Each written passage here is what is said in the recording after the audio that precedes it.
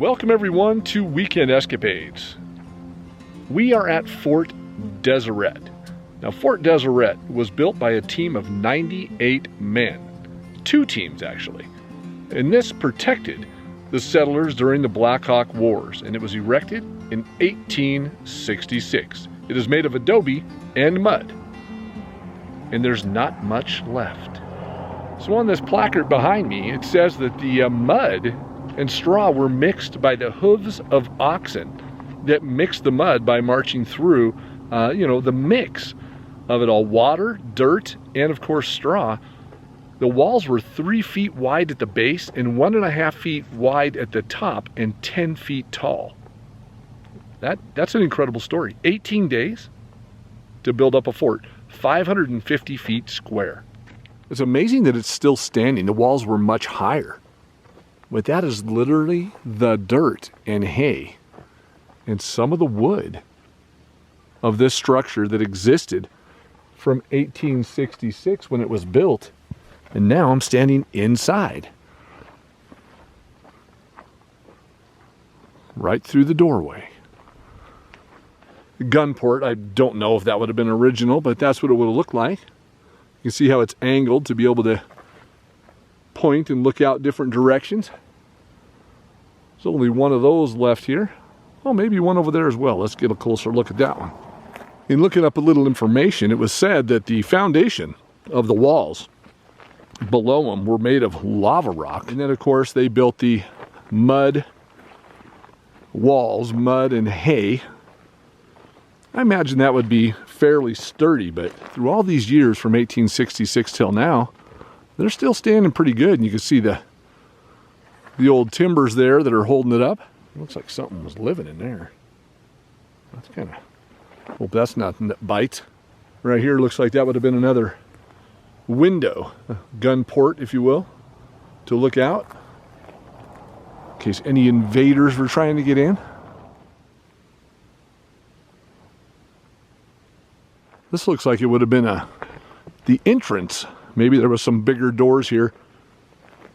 If there's some original pictures that I can find, I'll put them in right here as we're kind of looking at it here. You can see those were bigger timbers. And maybe there was a gate or double doors like any fort would have right here for wagons or people, horses and things to come in. But this was built here to protect the cattle and, of course, settlers from Native Americans. Again, if you're going to land right in the middle of Native American territory, you're probably going to need to protect yourself. Now, right in front of me, you may be able to see those 2 bigger timbers sticking up there on the walls that are really down over here. They're only about 2 or 3 feet tall compared to the other side. That's about 6 feet tall. That's where another gate would have been to come in and out. So one on the, I'm guessing, let me see, this is facing north and the other one would be facing south.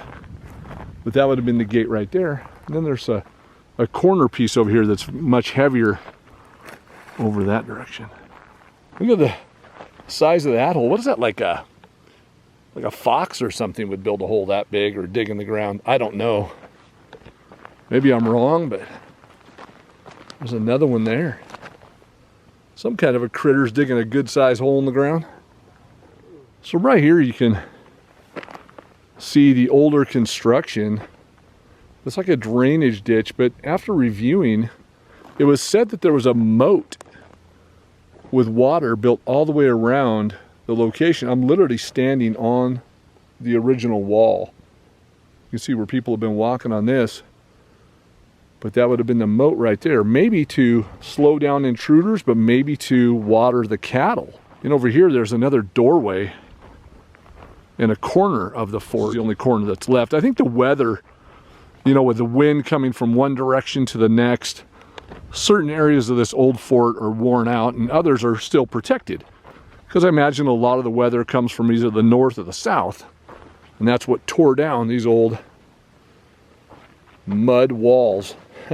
Just can't imagine with rain and weather that mud would have been the wall of choice, because everything that I've seen of other forts were all built out of stone. So look at the entrance right here. So this was a room, like maybe an entrance, but square. And the old timbers. Imagine that, 1866, pioneers building this thing to protect them from Native Americans. And the gun port, you can imagine that probably there was some fighting and some shooting that went on through these gun ports. That's amazing to me that back then they were doing that, and it's still here today. This is quite fascinating because there's the door. This would have been like the only couple of walls standing that still exist. So this is the corners of it. They're kind of rounded on the inside. But this would have been like the only remains of what a building would have been, or something on the outside of the fort. You can see it there. That would have been the corner. The door getting into this room, the gun ports, and what's left of that outside wall that fell down right there. Seeing this one fell out that direction. Now there's water, irrigation right out here, but again, it was said that there was a moat that was around here, so I'm guessing that would have been part of it. But now I'm standing right outside that room. You can see the outline of the fort off in the distance. This was a good-sized fort. And right here in the middle of it, there's a mound of like straw and mud right here. I have to wonder if this was part of it, if this was like a building that was inside the fort that fell apart, because you can see it's all loose straw and a big mound of it. Very possible this was a building that was inside the fort. One more gun port right here.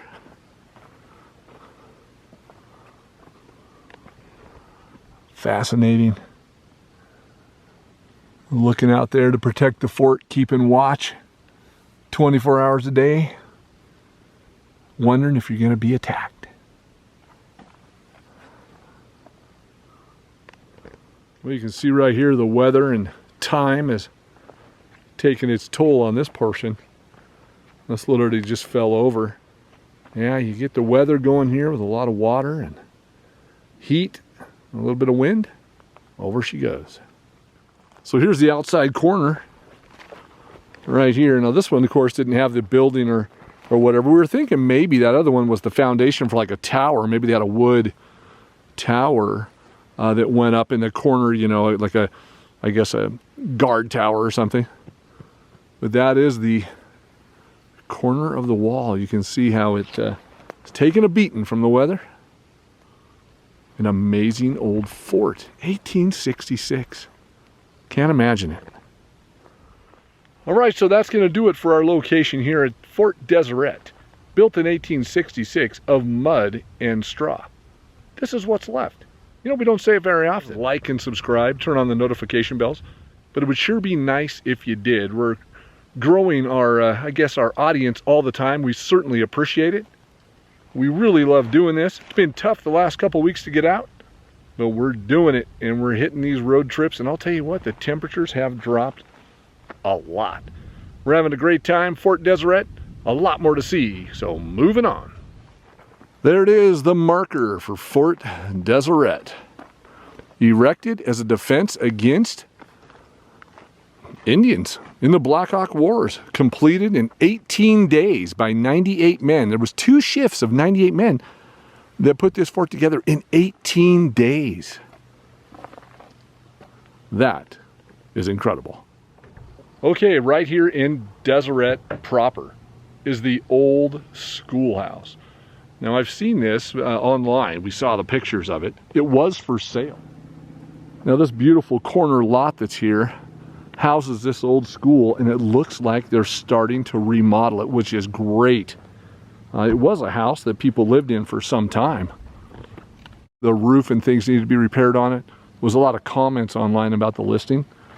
So we're going to respect it a little bit and just get a little closer. Again, it looks like they're working on it, because the pictures that I have do not show anybody working on this. So I imagine it's sold and they're putting it back together. What an amazing place this would have been to live at. Oh my gosh. Can you imagine having this as a residence? Look at the stone and the windows on this. Oh my gosh, that is beautiful. Look at the sign, public school. Look at the way that's made.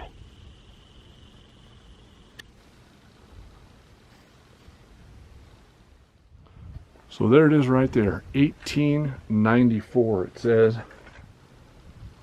And the doors, gosh, it says no trespassing. There's some security cameras. Let's just see if we can look inside a little bit. I saw a picture with that beam holding up the roof. Archway doors inside. That's amazing. Just walking around the back of it, look at the windows. It's just beautiful construction. Yeah, there's some good sized cracks in those walls. I'll hold the camera up to the windows. I can't see in because it is literally like 7+ feet to get to these windows. You can see the ceiling is falling in. Or maybe you can get a good look. You're seeing more than me. I won't be able to see this till I put the video together.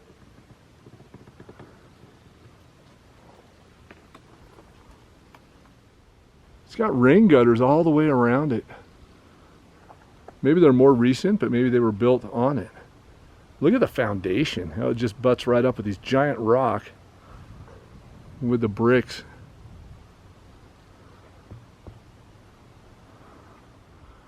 I'm absolutely fascinated. You probably hear it in my voice. I just love this building. When I saw the pictures of it online, I just like, I've got to see this. This is the side door going in. Oh, there's definitely a crawl space underneath it. Imagine from inside you can go in the basement. That would be really creepy and fun to do. There's a doorway here.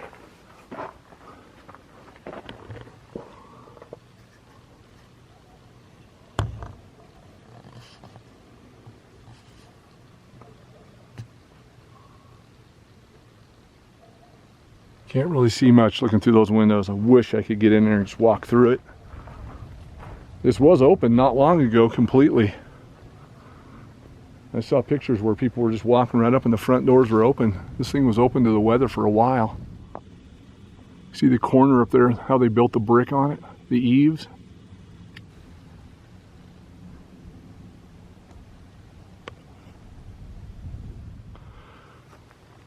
You see they're getting ready here to do some work. They've got their equipment all ready. Maybe they're buckled it down for the winter. It's getting cold quick. But just take a look at how beautiful the front of that school is. I mean, it's still fairly structurally sound.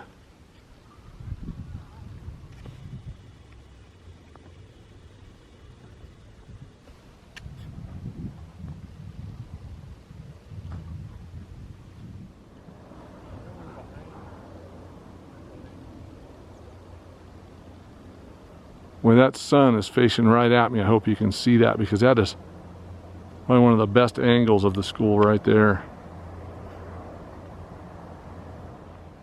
All right, so after our time here at the old schoolhouse here in Deseret, I'm going to continue on to our next location that I think is going to be fairly fascinating as well on this road trip through Utah. Moving on. Old schoolhouse. Incredible.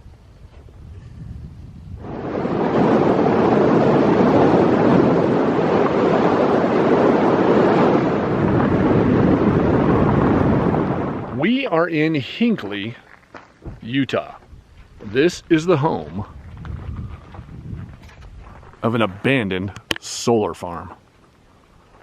Take a look at this. It looks post-apocalyptic. All these old solar panels just rotting out here. You see this one's fallen down. All the plastic and solar panels have fallen off of it. We're going to go on in and get a better look at this.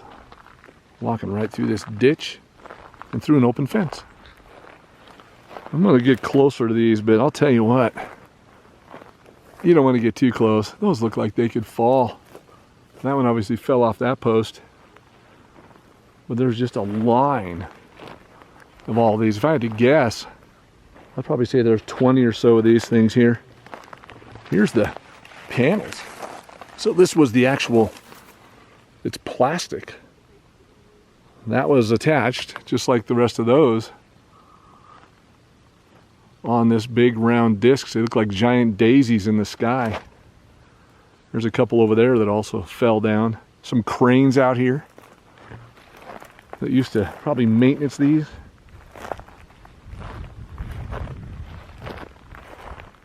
So this was really what they say is an ambitious attempt at solar, and also a very corrupt attempt. So they said this had a lot to do with tax fraud for alternative energy, as I believe the government was giving out grants for this kind of operation. And you could see where if somebody had a grant like that, that maybe this would be a tax shelter, the way these were built. Doesn't look all that stable. You gotta really be careful walking out here. There's pieces of solar panels and piping and things like that across the ground. Just gotta watch your step. Boy, this one came straight down. So this operation was really put forward by the engineers for this solar farm. And really what happened was they designed a cheaper material, thought it would be a better way to do solar. And obviously that didn't work. They built it to where they thought it would capture more of the sun's rays with really just a plastic material. And this plastic material is laying all over the ground. Right behind me you can see that, the way it was built. These panels. That is really how this was built, with just cables and little turnbuckles. You know, you could see where somebody would say, yeah, this is a great idea. Putting it up here, making it look like it's collecting sun, but when it doesn't work, at the end of the day, if you get a grant and it doesn't work, there's millions of dollars that were lost on this project. So after all said and done with this project in 2018, it was determined that this was a fraud. And now it just sits here. Amazing. All of the solar panels are in different, I guess, levels of decay. You see how this one fell down? There was 4 panels here and they're just laying there. And then this one over here, it's all still there. I'm going to get a closer look at those. It's got kind of these things that hang down, like where they collected the energy below them. So this project was fined $50 million. And it was deemed in 2018 that this was a fraud. But by looking at it, you could see where you would think, or you would be able to trick somebody into thinking that this was an amazing solar farm. But I'll tell you, for solar, these are giant compared to the solar panels that we have today on the ground. A lot more work, it seems like, to do this than these little solar panels. So here's this one. I'm a little nervous standing underneath, but you can see the way they were put together. Everything looks like it was made really cheap, like unfinished. You can see these little collective, whatever they are, counterbalances or whatever these maybe somebody knows. It looks like there's a like braided steel going into them. Maybe where the energy came down or something came down from there. I don't know, but that's just like fiberglass where somebody just covered it real quick and cheap. How many millions of dollars to build this? It's like something I'd build in my garage. There's an example of how cheap this solar panel was. That's literally the same as what you would build like a greenhouse out of or something. Not much. It's all over the ground. If it's that flimsy, I mean, how good can it be? Way off in the distance you can see, so it never was completed, obviously. I mean, I don't know what they were doing with it or how far they got along with it. But out in the distance you can see the poles laying on the ground that they never put up. And there's, of course, a whole nother solar disc or whatever you want to call it with all the plastic stuff right out there. There's the finger right out there, and then the poles are laying out here. So there's a whole bunch of stuff that they never even erected And there's all the high lifts to build it. And there's a whole bunch of the solar panels on the ground over there that never made it into the air. Like this one. It's crazy. These are really interesting. You can make a sci-fi movie out here. So as aged as this solar farm looks, it was built in 2008. But probably the reason it looks so bad is because it was built out of inexpensive experimental material. Cheap plastic, if you will, that's laying all over the ground. And it could not withstand the harsh weather and heavy winds out here in Utah. You can see the heavy electrical cables. Well, not that heavy, really, but the cables that ran on the ground and all the pieces of solar panels. But these cables run right over to these units right here. Those are massive. I've been wanting to see this for a while. I've heard about it, read about it, seen a few things, but this is what a $50 million lawsuit looks like, and fraud. Evidently, in the middle of pretty much nowhere. You can see all the way around me, it is just flat out here. And beautiful in its own way. I guess it almost looks like art. Well, that's going to do it for our trip out here to the Delta Solar Farm. And this amazing road trip, we've seen a few great things. These solar panels are probably, well, I can't say that because the school was very interesting, but these are also very interesting. And the old fort. Remember to like and subscribe, as it really keeps the channel strong. Turn on the notification bell. And if you would, you could always join the Weekend Escapades Club. You'll see there's a join button on the homepage. You click that for $1.99, $2.99, or $3.99. And you get a little star by your name, and you also get some shout outs from us along the way, and it sure helps keep the channel going so we can continue to do this and visit these locations like this old solar farm. And until the next adventure, goodbye from Weekend Escapades. We'll see you in the next one. Abandoned Solar Farm.